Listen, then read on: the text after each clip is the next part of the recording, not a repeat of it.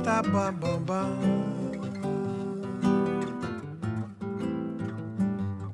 Os pais estão preocupados demais, com medo que seus filhos caiam nas mãos dos narcomarginais, ou então nas mãos dos molestadores sexuais.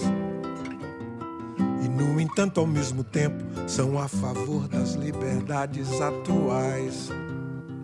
Por isso não acham nada demais na seminudez de todos os carnavais, na beleza estonteante tão natural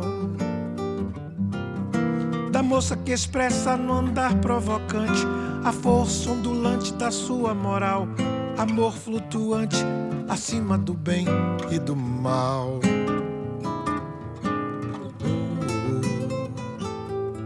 Ah, oh, oh, oh.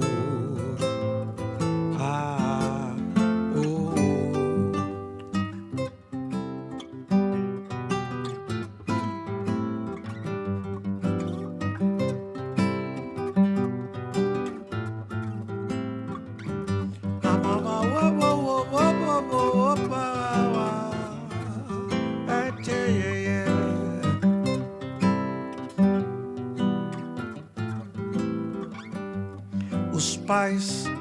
Os pais estão preocupados demais, com medo que seus filhos caiam nas mãos dos narcomarginais, ou então nas mãos dos molestadores sexuais. No entanto, ao mesmo tempo, são a favor das liberdades atuais. Por isso não podem fugir do problema, maior liberdade ou maior repressão, dilema central dessa tal de civilização. Aqui no Brasil, sob o sol de Ipanema, na tela do cinema transcendental, mantém-se a moral por um fio dental. Oh,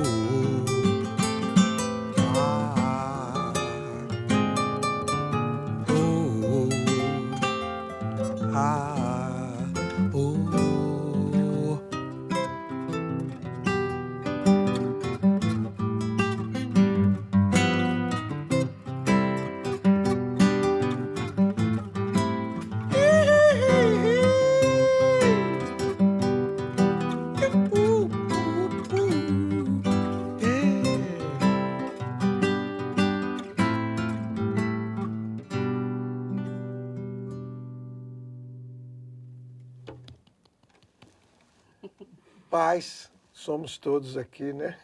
Somos. Pais e mães. Pois é, essa é uma questão natural, né? Essa é uma das naturalidades assim, da vida, né? Que a sucessão se dá a partir disso, né? Pais e mães produzindo os rebentos, né? Vão rebentando. E você fez isso várias vezes. Copiosamente. Esse aqui está indo pelo mesmo caminho. O bem está no mesmo caminho, né? É. Eu fui um pouco mais modesta. Você parei em um só. Você por enquanto. Mas acho que é um dos maiores prazeres da vida, eu considero, assim. Ter sido mãe, ser avó, e é muito gostoso. E eu acho que tem a ver também com a vocação para o afeto, né? Que é uma coisa que vai variando de pessoa para pessoa, de núcleo para núcleo, de família para família. Quer dizer, como é que as pessoas querem se colocar diante disso, quer dizer, da afeição.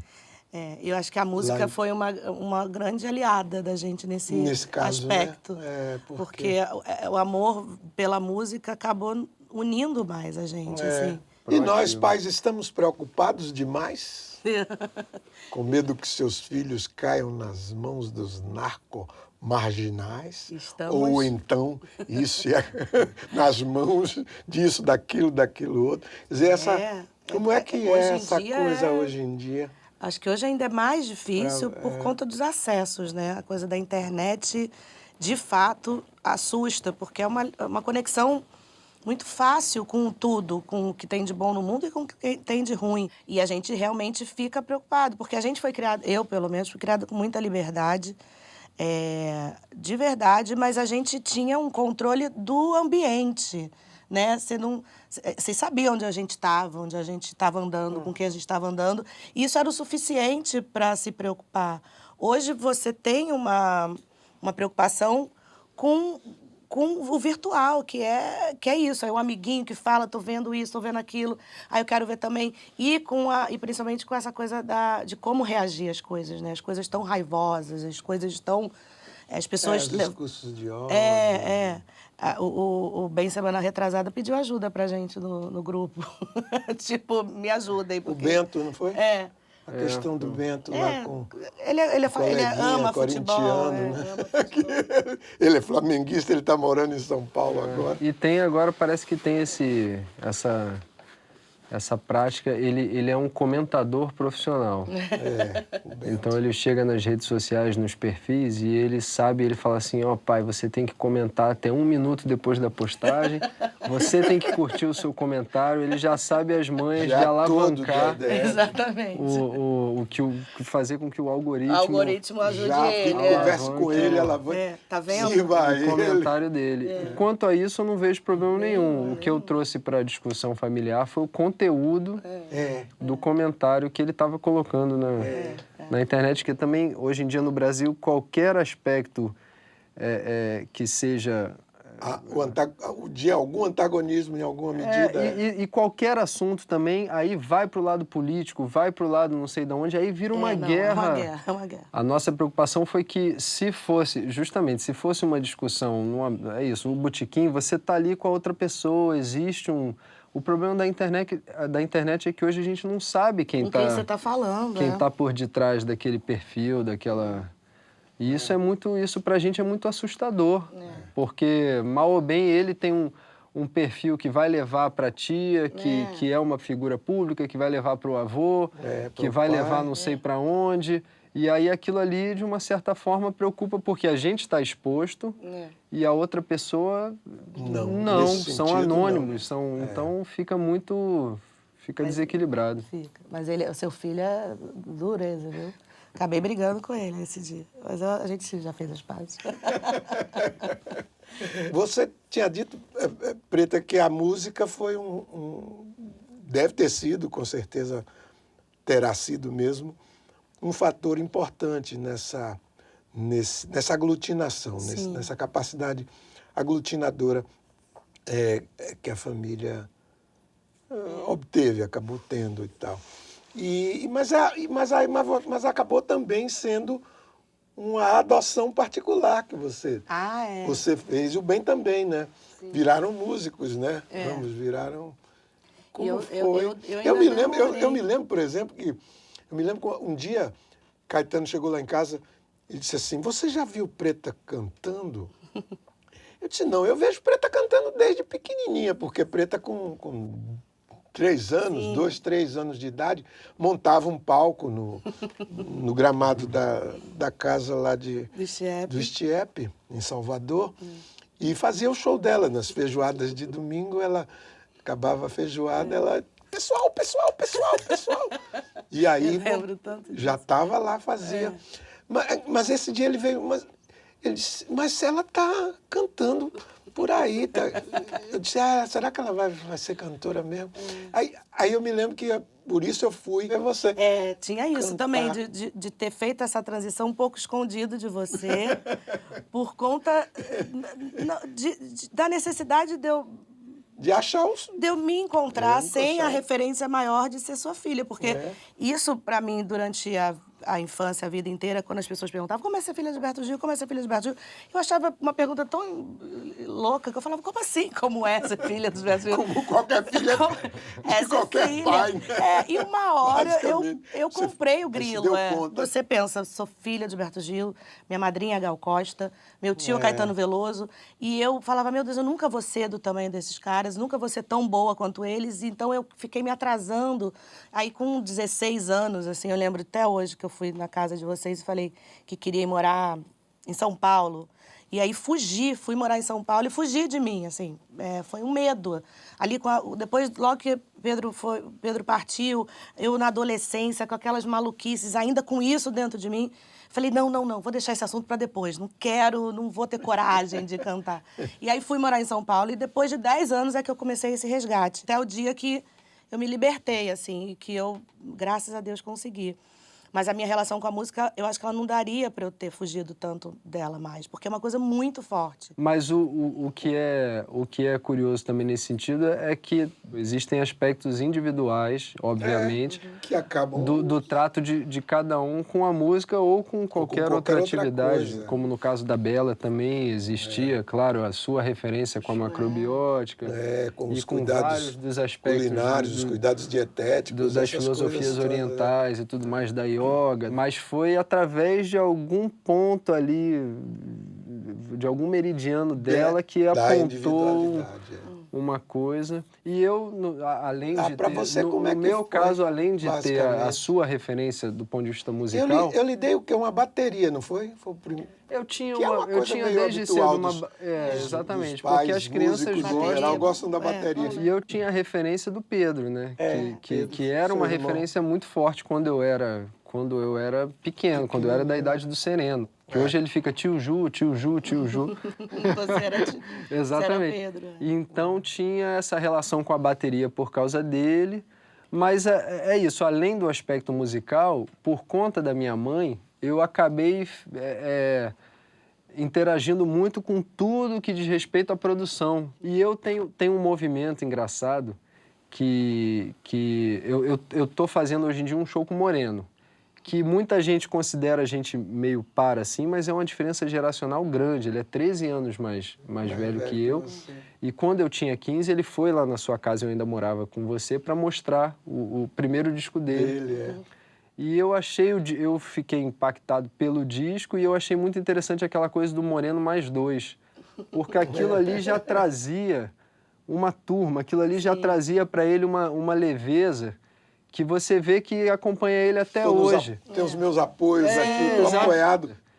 A gente é de turma, né? Exatamente. Assim. E tem um amigo da Ana, que é a minha companheira, minha parceira musical também, que é o Arthur, que ele é o companheiro da Letrux, da Letícia Novaes, que é nossa amiga, que ele diz que ele tem um movimento que é o coadjuvismo. Que eu sou completamente adepto do coadjuvismo. Que é diferente da Preta nesse aspecto. Tô no protagonismo. Então, para mim, Se livra desse peso, né? Exatamente. Da imagem. Exatamente. Isso é uma coisa interessante na nossa família. Ninguém é parecido, igual, é todo mundo diferente. E eu acho que essa coisa do amor do coletivo é que permitiu a gente ser tão a gente, sabe? As condições de cada um se condensassem. Exatamente, em personalidade. Em personalidade. Em caráter, em cada um com a sua propriedade. Tem esse aspecto da minha carreira que é importante, que é a capa do disco, né? Que ficou a frase do meu pai muito famosa, do desnecessário. Quando eu te mostrei as fotos nuas. Foi. E eu, em alguma entrevista eu falei, aí, o que seu pai achou? Eu falei, desnecessário. Foi o que ele disse. Porque para mim, mas necessário para ela. Não, mas você não... o desnecessário ficou evidente, você falou muitas outras coisas que depois... É filho, né? Como a gente tem isso, a gente tem horas que a gente também não quer escutar os pais, a gente quer fazer, e a gente quer quebrar a cara, a gente quer... Eu não escutei, tudo que você falou era muito sábio, mas... Mas não lhe interessava. Não me interessava naquele momento.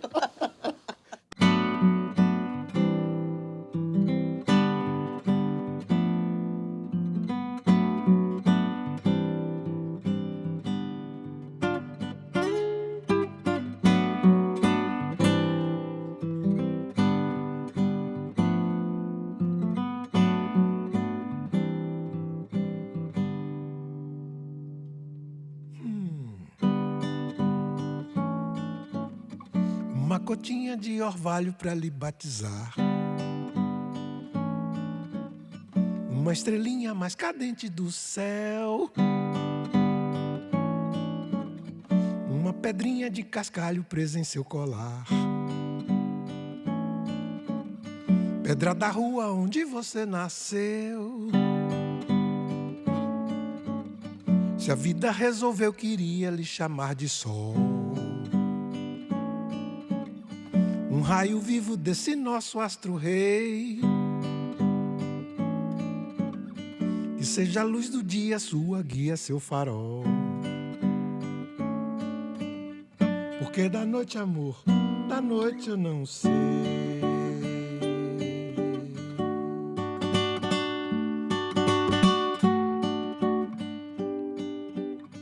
Que o mundo seja bom, que o mundo seja bom pra nós. Seus pais, seus tios, seus primos, avós e bisavós. Que o mundo seja o que deseja a sua geração. Todos que estão aqui e mais todos os que virão.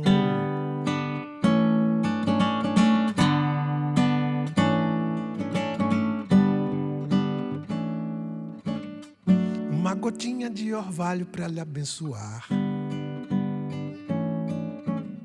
Que toda água vem da fonte de Deus.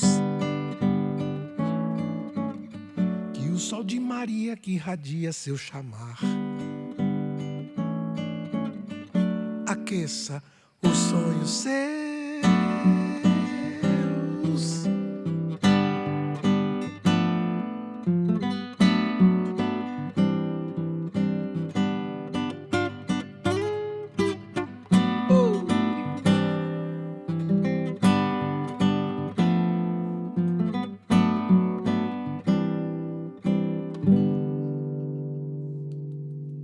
Ai, coisa linda. Sua bisneta. Sua bisnetinha, que você tanto queria, né? Queria, falava, vamos lá, meninos. Produzam, vamos lá. Francisco resolveu assumir. Mas ele é também um pouco a cara dele, né? Francisco ele me escutava, ele dizia, meu avô quer uma bisneta. E ele morou um tempo E João lá, não né? tava... morou, a gente morou juntos. Vocês moraram juntos. A Preta morou um tempo Morei lá. Foi 3 com- anos. E ele... Obviamente que Laura não estava ciente desse plano da gente, mas ela... A vida acabou... Mas aí as coisas acontecem. Foi. E ela é uma gostosa. Muito gostosinha. Nossa, olha demais. Nossa solzinha. E essa música, ela é... Eu adoro essa música. Ela é diferente, não é? No Sim, conjunto da minha obra, ela é bem ela é ela, assim. específica. Ela tem essa coisa dedilhada, com Tem, melodias mais soltas. As Ela, harmonias a são soltas. composição dela, né? Parece um Ela mantrinha, o acompanha, porque é um voz e violão, né? O acompanhamento do violão, como os intérpretes que se acompanham com violão, enfim, os compositores que compõem as músicas no violão e cantam. Em geral, é uma coisa que o canto, a voz e etc. vão caminhando. Isso. E o acompanhamento, como a gente chama, né? Vai acompanhando propriamente não vira um bolo, o não canto. vira Essa música tem uma coisa diferente, né? O violão diz, para, e aí o canto responde, depois o violão fala de novo, aí o canto responde de novo, fica uma coisa assim. Parece um mantra. É um certo tatear, a palavra tatear, né? O tatear. Vai procurando. É um pouco meio circunstancial pelo momento em que ela foi feita. Sim. Porque eu estava você tava muito assim, fragilizado e tudo. Eu nunca esqueço esse dia, assim. O dia que você apresentou a música pra gente, né? E tudo. Aí eu estava tateando para ver como é que eu conseguia voltar a compor e tudo mais. E também o respeito por aquela novidade, né? Sim. Aquela que era A a bisneta e tudo. Ela é importante. Como todas, né? Tem isso. A nossa vida é marcada pela sua obra, assim. Isso é uma coisa que tá aí. Depois de muito tempo, eu comecei a entender essa pergunta que as pessoas faziam para mim. Como é ser filha do Gilberto Gil? Aí você, uma Aí hora... Agora eu tô sabendo. Tô começando a saber, né? É diferente. Realmente, todo mundo que me perguntou isso tinha razão. É isso, gente. É você ser filha não só de um homem, mas de um enviado, assim. Eu tenho essa impressão mesmo, assim, essa sensação, eu vivo isso, assim, que meu pai, ele é um enviado, assim, do cosmos, enfim, para fazer a sua parte. E para fazer a minha parte. Não, e existe um compartilhamento, né? Porque existe por exemplo, diferentemente do Fran, de mim, aí já no aspecto do pai, né? Porque ainda na nossa sociedade, pai e mãe têm funções distintas, Mais apesar da gente estar tentando aproximar muito. Agora sim. Hoje é que está chegando mais perto. E a nossa geração, principalmente, tem encabeçado um pouco essa função, tarefa, essa missão. Mas no caso do meu pai, especificamente, as pessoas fazem essa pergunta porque a gente compartilha do fato de sermos filhos dele com um monte de gente no Brasil e no mundo, porque aí é isso, foge ao aspecto da pessoa, né? Gilberto Passo e Gil Moreira. Muito da obra dele, muito das coisas que foram feitas e que são publicadas e que são absorvidas não só por nós que estamos em volta, mas por muita gente e que vão continuar sendo absorvidas durante muitas gerações.